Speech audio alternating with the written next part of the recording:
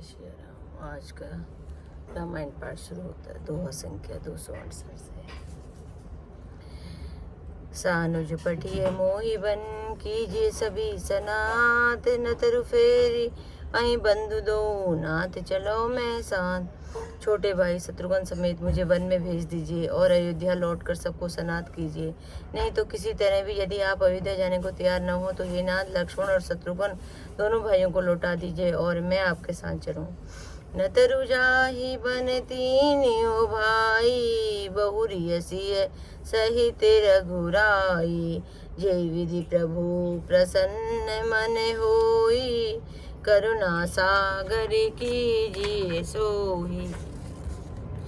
अथवा हम तीनों भाई बन चले जाएं और हे रघुनाथ जी आप श्री सीता जी से अयोध्या को लौट जाइए। हे दया सागर जिस प्रकार से प्रभु का मन प्रसन्न हो वही कीजिए। देव दीन सब मोहि भारू मोरे नीति न धर्म विचारो।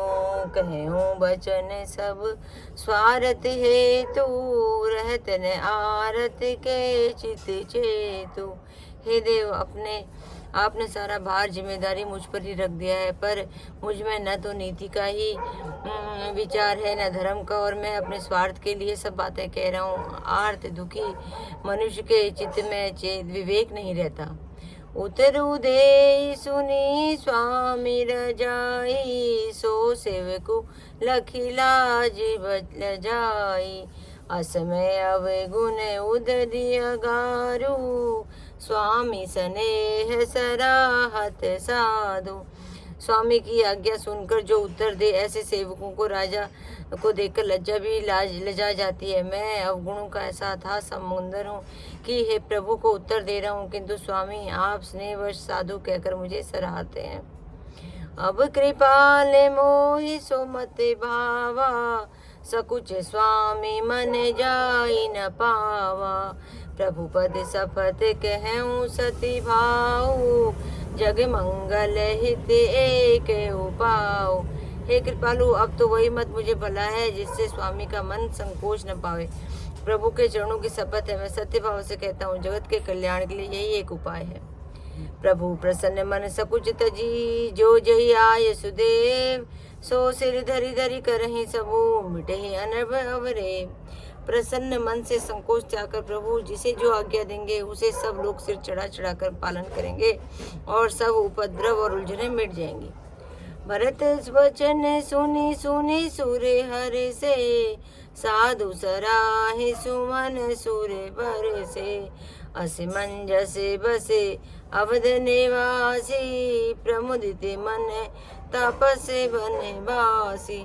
भरत के पवित्र वचन सुनकर देवता हर्षित हुए। साधु साधु कहकर सराहना करते हुए देवताओं ने फूल बरसाए। अयोध्या निवासी असमंजस बस हो गए हैं कि देखें अब श्री राम जी क्या कहते हैं। तपस्वी तथा वनवासी लोग श्री राम जी के वन में बने रहने की आशा से मन में परम आनंदित हुए।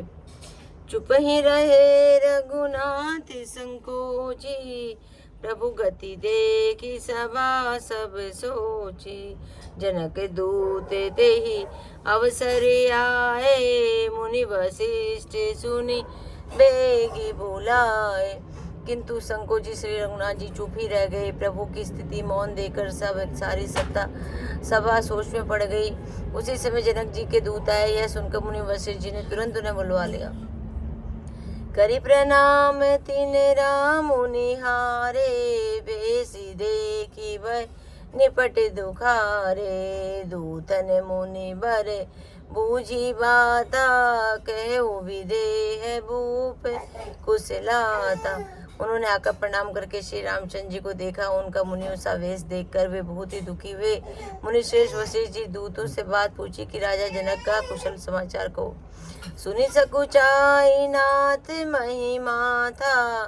बोले चरवर जोरे हाथा बूझब राउर सादर साई कुशल हेतु सो भयो गोसाई।